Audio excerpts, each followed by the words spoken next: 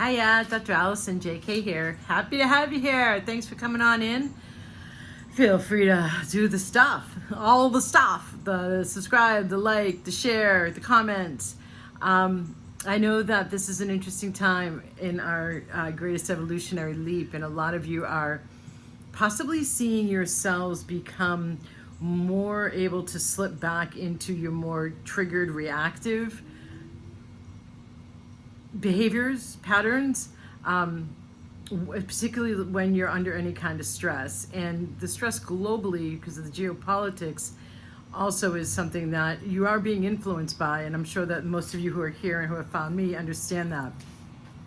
I want to give you a little bit of some encouragement here. I just had a team meeting with my staff, and they made the suggestion. I told them a story that I can't go into here. It's a bit inappropriate for YouTube and for a general audience. But what I will say is last weekend became aware of things possibly getting worse, geopolitically and then economically. And so I found myself saying no and did prayer work throughout a lot of the weekend. And then on Sunday, I actually was guided to a mantra that is a very special Tibetan Buddhist mantra to help with what I just said, to help humanity in the state of the geopolitics in the market.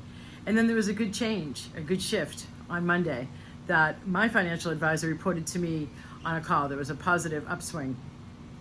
And he actually said, hey, this seems to be a pattern. Allison, hold on a second. With what you're telling me, when I have looked other times when the market has dipped and then it's bounced back, and I look at my call sheet and I see you're on the call sheet, by now, now that you've told me what you just told me, what you did over the weekend, I think that this is a pattern.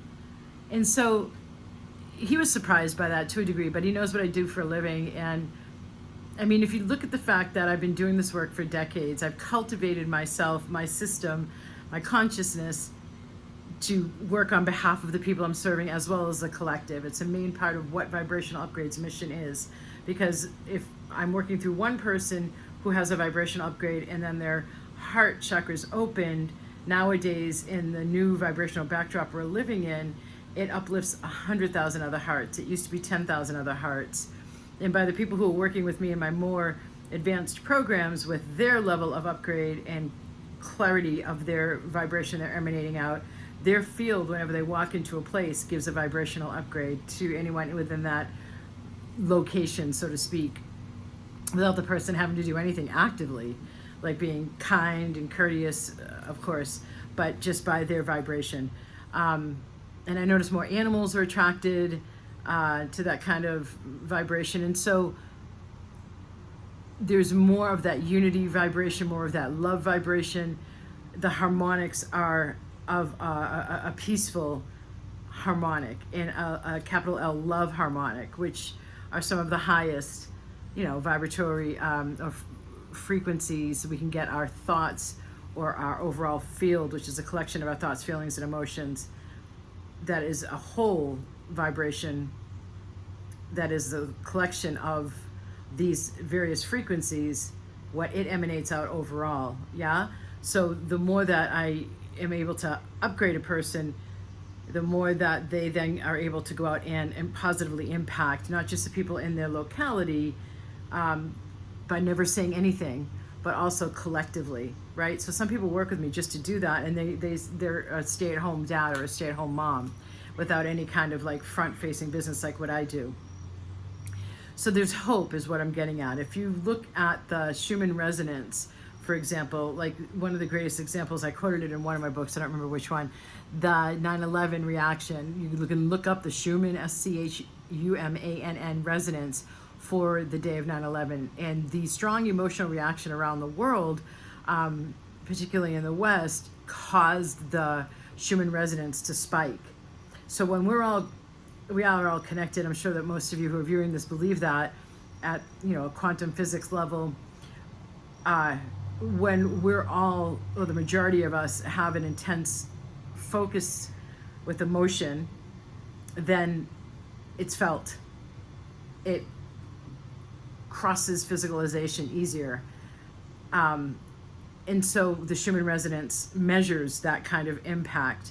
And so there's been different events that you can see. And I know some people even look at the Schumann resonance daily.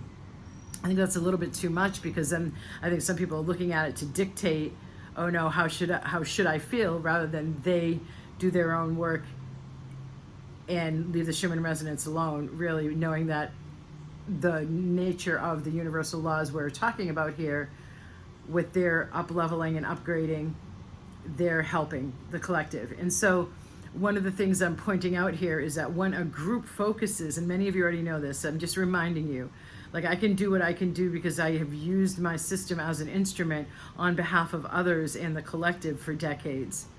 And I have learned practices that I engage in daily, and also daily focusing to benefit the people who work with me, with my direct connection, strengthening that direct connection, and then pouring it into the conscious and subtle energy systems of the people working with me to help them recalibrate, and then stabilize that higher recalibration, and then rebirth into this new life phase that's at a much higher overall level of being able to choose more of what are the higher choices, and have new higher choices, new possibilities at a higher vibrational level that more matches with their heart and what they're here to be and do.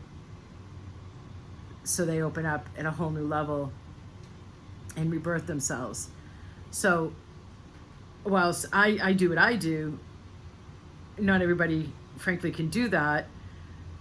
So when a group joins and focuses on intended outcome in these energies in particular that we're in nowadays, oh my gosh, really effective. So you yourself could do some prayers or look up a mantra to bring more light in onto the planet if you're into mantras and chanting, or get your family together, or get a group of friends together, or get your yoga class to focus on this and just try it out. Because I've been talking a lot in the recent videos about what creates our expectations that we then project out onto the matrix of metaphysical reality that we are telling to collapse into physical reality. So one of the main tenets of moving out of the old paradigm, the old era, and into the new golden era in this 20-year window of 2012 to 2032, humanity's greatest evolutionary leap, is recognizing our power to co-create, and that we are in fact able to co-create at the more beginning level, watching the thoughts translate into reality more easily and more effectively. So let's use that to our benefit. It's always what I'm focusing on, understanding the universal laws down to very specific aspects of your thoughts, the self-talk you do hear, the choices you do see yourself making, and the choices you see yourself avoiding, and also getting to that back of the house consciousness, the thoughts and conclusions and storylines that are the majority of what you believe that create the self-talk you do hear, but that you never even hear. So there is so much opportunity to rework the storylines, the karma, the conditioning, the imprints, the traumas, the beliefs that you don't even hear, so that they then are at you're then recalibrated to a new set point, and then you are also more detached to observe your thoughts and choose to redirect onto the higher version of the possible two pathways you could be choosing to go down with your focus from your thoughts. Now, the example I gave in the beginning of this video is more about, okay, here's another way to recognize we're co-creating and to constructively use it for positive benefits at a collective level, because we are moving into that. That's our unity is a main part. As I go into Unreasonable Dragons, unity is a main part of what the new era is going to be involving, as is recognizing how our thoughts, not necessarily only how our thoughts create reality, but that our thoughts are creating reality. And so then how do you maximize that? How do you work that to your benefit? How do you work that to humanity's benefit? The new era is called the new golden era, and we are moving into it. But like a mind, body, spirit system and the natural healing modality, holistic way of purging, like a fever peaking before it releases, what we're seeing is a lot of that old stuff, where there's abuses of power, or where there is, I'm going to say it, toxic masculinity or toxic femininity, the old non-divine version of the feminine, the non-divine version of the masculine, where that's all still working out and lies are coming to the surface. It's peaking before it breaks. The divisiveness in our politics peaking before it breaks. So zoom out and take that higher perspective and know that you are making a difference with your thoughts and with what you expect and project out and what you overall vibrate at, and that this is within your ability to have more mastery over, so that it's more of what you want to be creating at a higher level. Namaste.